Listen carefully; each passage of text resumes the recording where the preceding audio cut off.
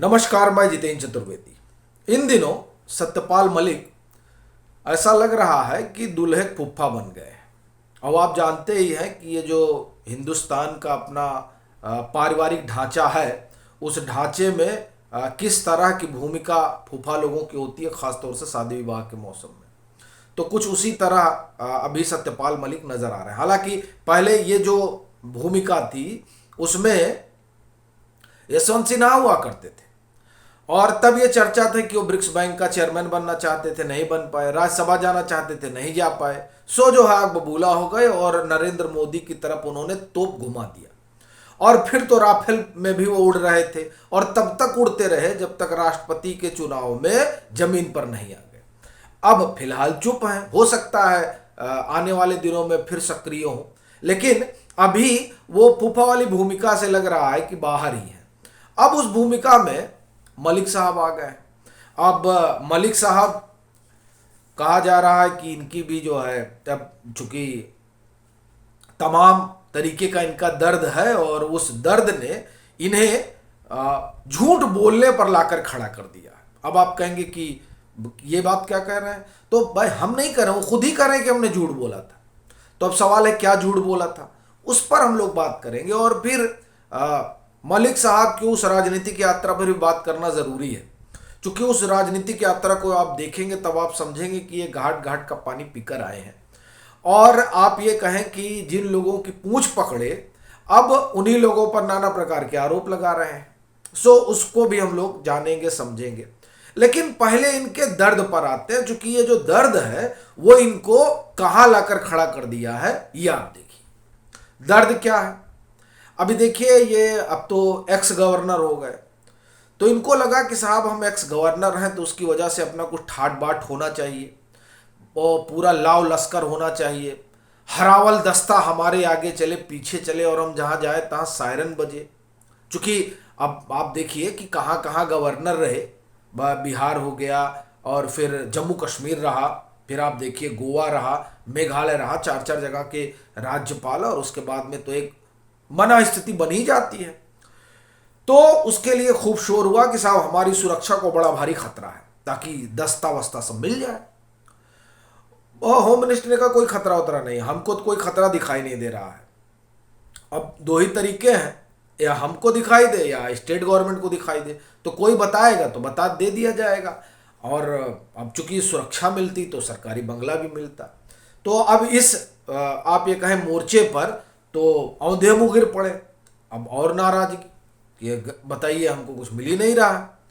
और उस पर वो जो 300 करोड़ का शोर मचा रहे हैं कि जब मैं जम्मू कश्मीर में गवर्नर था तो ब्राइब वाला मसला, घूस देने की कोशिश हुई, ये तमाम चीजें, तो उसको लेकर सीबीआई ने एफआईआर दर्ज कर लिया। क्योंकि वहां जब इन्होंने, उस समय ये मेघालय के गवर्नर ही थे जब ये मसला उन्होंने उठाया था, तो वहां जो जम्मू कश्मीर के एलजी हैं उन्होंने बाकायदे इसकी सीबीआई इंक्वायरी की अनुशंसा कर दी कि साहब ये जब आरोप लगा रहे हैं तो उसकी जांच पड़ताल हो ही जाए। उन्होंने अनुशंसा की और केंद्र सरकार ने जो है उसको रिकमेंड कर दिया कि नहीं सीबीआई जांच हो। सीबीआई ने एफआईआर कर लिया। अब गवर्नर साहब एक्स हो गए हैं, मतलब एक्स गवर्नर हो गए हैं। तो अब उस पूरे जांच पड़ताल में इनकी भी गवाही बड़ी जरूरी है। तो अब एक डर तो ये भी है, चूंकि सीबीआई और ईडी के कहर से तो इस समय सब कराह रहे हैं। जिन लोगों के संदूकों में, जिन लोगों के खातों में कुछ गड़बड़ी है, वो सब इस समय परेशान है ही है। और मलिक साहब ने तो आरोप ही लगा दिया है, तो अब जाहिर तौर पर सारी बातें इन्हीं के पास होंगी तो बताएं। तो एक मसला ये भी है, तो ये भी दर्द कोई कम थोड़ी है, बड़ा दर्द है। और फिर सबसे बड़ी चीज कि अभी तक कुछ मिला नहीं। तो जब मिला नहीं तो अभियान चलने लगा।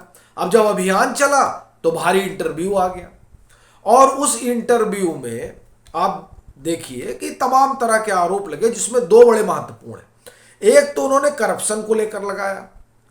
अभी अब वो एक करप्शन जिसको लगाया था उसकी सीबीआई जांच चल रही है, और दूसरा आरोप उन्होंने पुलवामा को लेकर लगाया। अब आप इन दो आरोपों पर तो बाद में बात करेंगे, पहले उस आरोप पर आते हैं जो कथित किसान आंदोलन के समय इन्होंने लगाया था।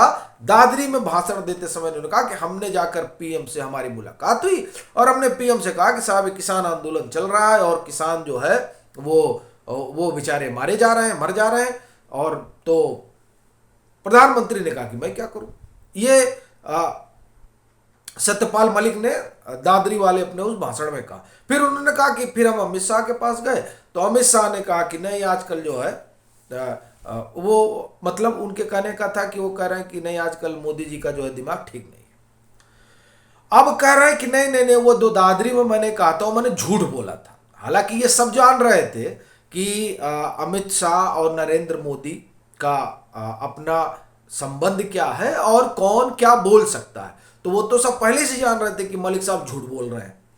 अब देखिए जो खुद मान रहे हैं कि हम झूठ बोल रहे हैं, वो जो आरोप लगा रहे हैं उस आरोप पर कैसे भरोसा किया जाए, ये सबसे बड़ा सवाल तो ये उठता है।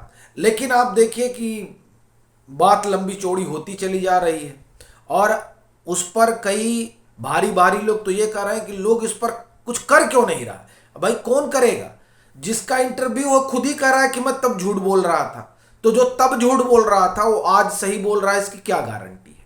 और वैसे भी इनका अगर आप राजनीतिक सफर देखिए तो वो भी बड़ा दिलचस्प है कि किस तरह से किसकी किसकी पूछ पकड़ कर कहां पहुंचे।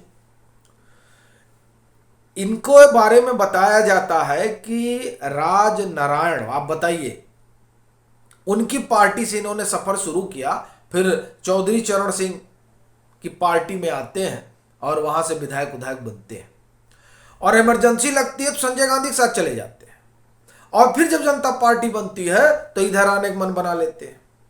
तो इस तरीके से आप देखिए राज नारायण, फिर उसके बाद में चौधरी चरण सिंह, फिर चले गए कांग्रेस। तो इस तरह से यात्रा करते हुए 1997-98 में या 98 में संभवतः जब वाजपेयी जी की सरकार आती है तब ये भाजपा में आते हैं। हाँ संभवतः 98-99 की बात है।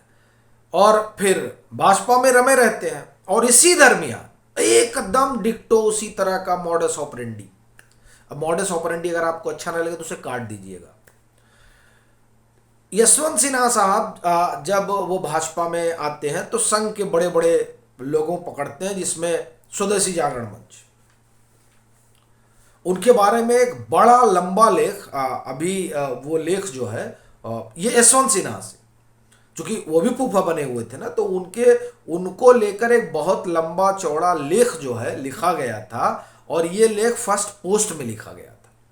और दरअसल उस लेख में ये बताया गया था कि किस तरीके का पूरा इनका पॉलिटिकल करियर रहा है यशवंत सिन्हा का, और वह भी भाजपा में उसी तरह सीढ़ियां चढ़े। कैसे उन्होंने संघ के सहारे, जैसे स्वदेशी जागरण मंच में आए और फिर उसके सहारे अडवाणी जी को, और फिर वो जो है एक लंबा सफर उनका तय हुआ इस भाजपा में। और इस पर ये जो लेख, मुझे जो अपना ख्याल है वो संभवतः अजय सिंह ने लिखा था, वरिष्ठ पत्रकार, जिनकी अभी किताब भी आई थी, मुझे लग रहा उन्हीं का लेख था फर्स्ट पोस्ट में। तो कुछ इसी तरह का जो आप देखें कि मलिक साहब का भी है। मलिक साहब भी यहाँ जब यहाँ आते हैं तो संघों के लोगों को जो है अपना पकड़ते हैं, हवा भगत करते हैं और उसके बाद में गवर्नर बन जाते हैं। कहा जाता है कि जम्मू कश्मीर के गवर्नर तो दरअसल वो राम माधव की वजह से बने। अब अभी देखिए कि जो ये जम्मू कश्मीर में 300 करोड़ की बात कर रहे हैं, वो 300 करोड़ की बात के जरिए वो दरअसल उन्हीं लोगों पर आरोप लगा रहे हैं, क्योंकि बार बार कर रहे हैं संघ के बड़े अधिकारी। और जब ये गवर्नर थे उस दरमियान जो है प्रभार उन्हीं के पास था। तो अब आप देखिए कि जिनकी पूछ पकड़ कर आई उन्हीं को अब जो है आप ये कहें कि तिली लगा दी है, उन्हीं के पीछे पड़ गए। हालांकि सीबीआई जांच कर रही है उस इनके आरोपों की, तो यह भी इनको एक टेंशन है। तो अब आप देखिए कि ये स्थिति है और ऐसी स्थिति में वो लंबा लंबा मलिक साहब दिए जा रहे हैं और उस पर खूब सियासत हो रही और होगी, क्योंकि उन्होंने जो दो चीजें, तो पुलवामा और दूसरा करप्शन, अभी नरेटिव इसी गढ़ने की कोशिश हो रही किसी तरह से नरेंद्र मोदी को घेरा जाए, और ये पुलवामा और करप्शन देकर उन्होंने अब बोलकर एक तरीके से एक नरेटिव जो एक बनाने की कवायद थी उसमें अपनी भूमिका तो अदा कर दी ही है, लेकिन तो इसलिए ये भी जानना जरूरी है कि इनका अपना दर्द क्या है। तो वो हमने आपके साथ साझा किया। अब आप इसको किस तरह से देखते हैं वो आप जरूर बताएं। मतांतर से नहीं जुड़े हैं तो जुड़े भी, वीडियो को लाइक करें और खूब शेयर करें।